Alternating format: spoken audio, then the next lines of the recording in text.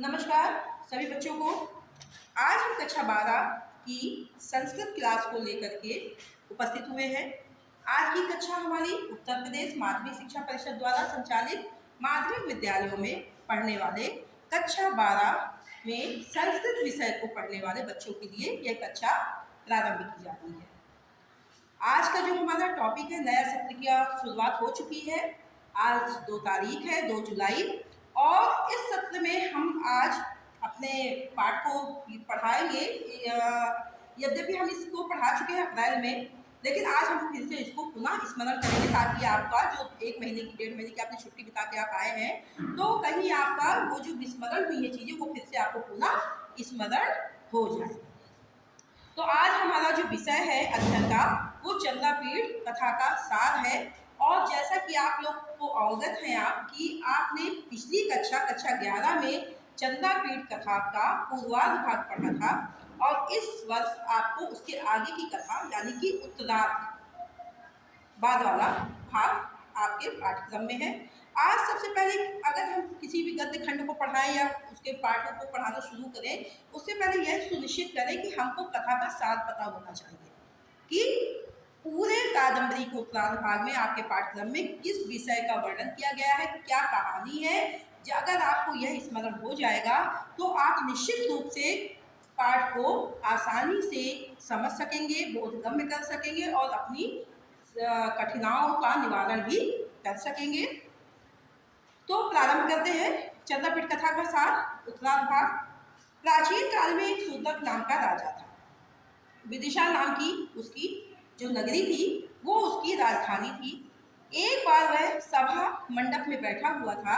शूद्रक नाम का राजा कहाँ बैठा था? सभा मंडप में बैठा था, और दक्षिण दिशा से एक चांडाल कन्या पिंजड़े में एक तोता को लेकर के वहां आई और वो उसके पास जाकर के बोली, महाराज, यह तोता संपूर्ण शास्त्रों का ज्ञाता है और पृथ्वी का एक रत्न है, इसे आप स्वीकार करें।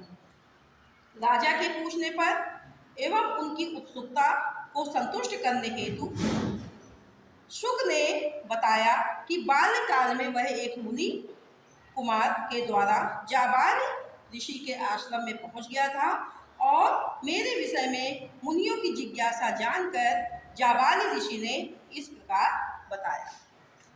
कहते हैं, अवंती में उज्जैनी नाम की एक नगरी में एक तारापीठ नाम का राजा हुआ था। अवंती देश में उज्जैनी नाम की एक नगरी का जो राजा था वो कौन था? कौन था? बोले सब, तेज से बोले और तेज बोले। तारापीठ था। ठीक है, मैं बीच बीच में क्वेश्चन करूंगी इसलिए ध्यान से पढ़ना है इसको। राजा था और शुक्लास नाम का उनका जो एक ब्राह्मण था वह उनका मंत्री था।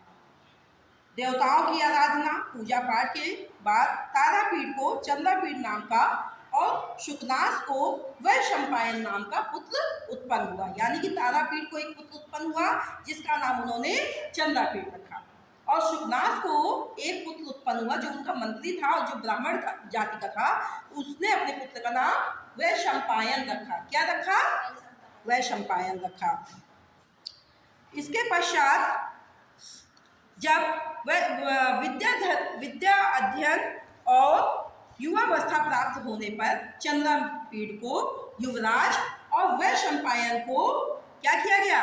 उसका मंत्री बना दिया गया। जिस प्रकार पिता, दोनों के पिता राजा और मंत्री थे, उसी प्रक्रिया को फिर से दोहराया गया और किसको? चंद्रापीठ को युवराज बनाया गया और वैशंपायन को उसका मंत्री बना दिया गया। विजय में मिली कुलूत राजा की पुत्री राजकन्या पत्रलेखा को चंद्रापीठ की सेवा में नियुक्त किया गया। यानी कि चंद्रापीठ की विजय, कुलूत देश में इन्होंने आक्रमण किया था, वहां इन्होंने विजय प्राप्त की थी, तो उनकी जो राजकन्या थी पत्रलेखा, उसको चंद्रापीठ की सेवा के लिए वहां पर राज महल में नियुक्त कर दिया गया था। दिग्विजय के अभियान में चंद्रापीठ किरातों की नगरी सुवर्णपुर पहुंचा और उसने इंद्रयुद्ध नामक घोड़े पर सवार होकर वह एक दिन शिकार खेलने चला गया। यानी कि उसके घोड़े का क्या नाम था? क्या नाम था चंद्रापीठ के घोड़े का? चंद्रापीठ के घोड़े का नाम था इंद्रयुद्ध। चंद्रपीठ के घोड़े का क्या नाम था? इंद्रायुध नाम था। तो इंद्रायुध नामक घोड़े पर सवार होकर के वह एक दिन शिकार खेलने के साथ समय वहाँ सुवर्णपुर पहुंचा। वहाँ इंद्रायुध पर सवार वह एक दिन शिकार खेलते समय जो किन्नर के एक युगल का पीछा करने लगा। किन्नरों का, किन्नर समझते हो ना, थर्ड जेंडर, उनके एक युगल मतलब होता है जोड़ा, ठीक है। तो उनके एक जोड़े का वो पीछा करने लगा और पीछा करते करते वह अक्षोत सरोवर के तट पर पहुंच गया। वहां शिव मंदिर में एक कन्या को पूजा करते हुए देखा और चंद्रपीठ के पूछने पर उस कन्या ने बताया कि वह गंधर्व राज हंस की पुत्री महाश्वेता है, ठीक है। महर्षि श्वेत केतु के पुत्र पुंडरीक ने एक दिन उसे देखा और वे इतने आसक्त हो गए कि उसका जीवन खतरे में पड़ गया। किसमें आसक्त हो गए? महाश्वेता में। महाश्वेता ने बताया कि जो महर्षि श्वेत केतु हैं उनका पुत्र कौन है? पुंडरीक। और पुंडरीक महाश्वेता पर इतना ज्यादा आसक्त हो गया कि उसका, महाश्वेता का जो जीवन था वो खतरे में पड़ने लगा। पुंडरीक के मित्र कपिंजल से सूचना पाकर रात्रि में जब मैं मिलने वहां पहुंची तब वे अपना प्राण त्याग चुके थे। यानी कि पुंडरीक का जीवन इतना खतरे में पड़ चुका था कि जब वह रात में पहुंची उनके मित्र के साथ उनसे मिलने, तो तब तक पुंडरीक का जीवन समाप्त हो चुका था। मैंने उनके शरीर के साथ सती होने का निर्णय किया। फिर वहाँ उनका शरीर, तभी कोई उनका शरीर लेकर के आकाश में उड़ गया। मतलब जब उसने सोचा कि अब ये ही नहीं है तो मैं ही रह के क्या करूँगी, तो उसने सोचा कि मैं इनके साथ सती हो जाऊंगी। तो जब उसने सती होने का निर्णय लिया तब कोई उनको, मतलब पुंडरीक की शरीर को लेकर के कोई आकाश में चला गया और आकाशवाणी हुई कि शाप का अंत होने पर वह फिर से तुम्हें मिलेगा। यानी कि उसको शाप मिला हुआ था और उसने कहा कि जब तुम्हारे शाप का अंत हो जाएगा तो पुनः पुंडरीक तुमको मिल जाएगा। तब तक तुम यहीं रह करके तपस्या करो। कुछ देर बाद पुंडरीक का मित्र कपिंजल भी हमारे निकट खड़ा था। अचानक मुझे अकेला छोड़ करके अब आसमान में उठता हुआ विलीन हो गया। यानी कि उसका जो मित्र था कपिंजल, वो भी थोड़ी देर वहीं खड़ा था जब चंद्रपीठ से वो ये सब बता रही थी महाश्वेता, और वो भी आकाश की ओर चला गया। महाश्वेता ने अपनी आप बीती चंद्रपीठ को सुना करके उसका उचित अतिथि सत्कार किया।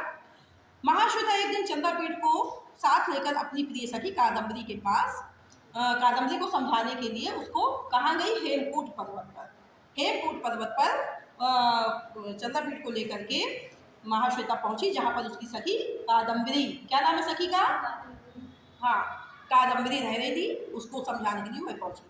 सखी के दुख से प्रभावित होकर कादम्बरी विवाह नहीं करना चाहती थी। यानी कि जब वो महाश्वेता का, जब उसने दुख देखा कि भाई वो जिसको प्यार करती थी, प्रेम करती थी, वो शरीर त्याग दिया और वो चला गया और महाश्वेता बहुत दुखी रहने लगी, तपस्या करने लगी, तो ये सब देख करके जो कादम्बरी थी वो विवाह नहीं करना चाहती थी, ठीक है।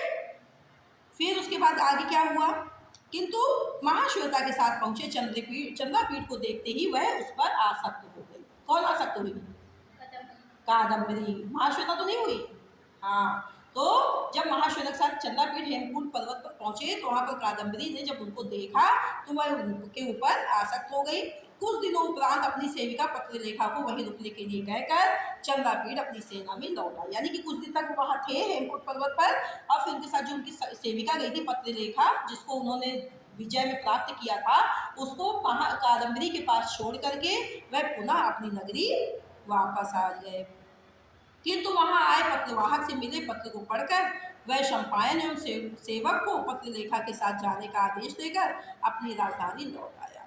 यानी कि वहां से पत्र आया चंद्रपीठ की तरफ से, और पत्रवाहक से मिले पत्र को जब उसने पढ़ा, किसने पढ़ा?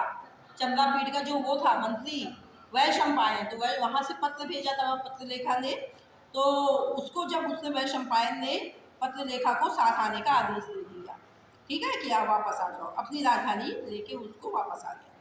कुछ दिनों बाद एक दूत के माध्यम से कादम्बरी का संदेश पाकर वह शंपायन की खोज के बहाने चंद्रपीठ कादम्बरी से मिलने चले गए।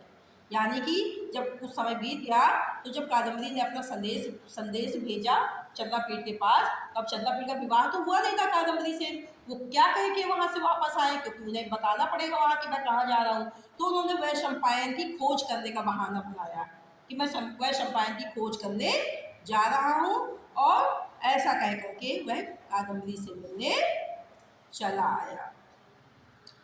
फिर यात्रा के बीच में चंद्रापीठ को जानकारी हुई कि अछोत सरोवर के किनारे वैशंपायन पड़ा हुआ है। यानी कि यात्रा जब कर रहा था तब ही उसको किसी ने बताया कि अछोत सरोवर के किनारे वैशंपायन है, वह वापस नहीं आना चाहता है। चंद्रापीठ के वहां पहुंचने पर वैशंपायन ने उसे बताया कि वैशंपायन ने उसके प्रति दुर्व्यवहार किया है, जिसके कारण उसे शुक हो जाने का श्राप दे दिया गया है। यानी कि चंद्रापीठ जब वहां पर पहुंचा तो महाश्वेता ने उसको बताया, महाश्वेता, ठीक है, जो उसकी सखी थी कादम्बरी की, उसने बताया कि अछोत सरोवर के किनारे जो वैशंपायन पड़ा है तो उसका दुर्व्यवहार के कारण, उसने महाश्वेता के साथ दुर्व्यवहार किया था, जिसके कारण उसने उसे शुक हो जाने का श्राप दे दिया। जो उसका मंत्री था, किसका मंत्री था?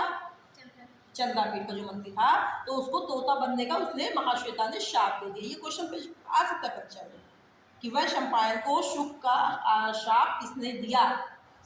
तो किसने दिया? महाश्वेता ने, ठीक है, श्वेता नहीं, महाश्वेता ने। फिर उसके बाद चंद्रापीठ इतना सुनते ही वहीं पर गिर गया और मर गया। मतलब उसको अपने मित्र से इतना प्रेम था कि उसके वियोग में व्याकुल होकर के उसने अपने प्राण त्याग दिए। यह दृश्य देखकर पत्रलेखा भी इंद्र युद्ध को लेकर अछोत सरोवर में कूद गई। अब पत्रलेखा क्या करे, पत्रलेखा तो उसकी सेविका थी, लेकिन जब उसने देखा कि उसके जो राजा हैं वो प्राण त्याग दिए, तो वो भी इंद्र युद्ध, उसका घोड़ा था ना, किसका?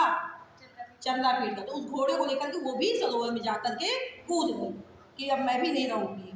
और तब उसके बाद सरोवर में एक पुरुष निकला, उसके बाद सरोवर से एक पुरुष निकला। सारी कथा कादम्बरी और महाश्वेता को सुनाकर दोनों को अपने प्रेमियों से पुनर्मिलन का आश्वासन दिया। जब वहां से एक पुरुष निकला, जब पत्रलेखा उसमें कूद गई तो वहां से एक पुरुष निकला और उसने महाश्वेता और कादम्बरी को दोनों को आश्वस्त किया कि नहीं, तुम दोनों का अपने अपने पतियों से मिलन होगा। ऐसा कह करके उनको शांति प्रदान की। राजा शूद्रक सुख के मुख से इतना सुनते ही मृत्यु को प्राप्त हो गया। इस घटना के बाद चंद्रापीठ जीवित हो गया और फिर चंद्रलोक से पुंडरीक भी आ गया। परिणाम स्वरूप चंद्रापीठ का कादम्बरी के साथ और पुंडरीक का महाश्वेता के साथ विवाह संपन्न हुआ। ये इस कथा का सार था। अगर आप इस कथा को समझ लेंगे तो इसके गद्य खंड को जब हम पढ़ेंगे तो आपको उसको पढ़ने में बहुत ही आसानी होगी। कथा समझ में आई? क्या कथा है, उत्तरार्ध भाग में आपको क्या पढ़ना है, किस विषय में पढ़ना है, ये चीज समझ में सबको आ गया है। इसी के साथ आज की कक्षा का हम यहीं पर समापन करते हैं। धन्यवाद।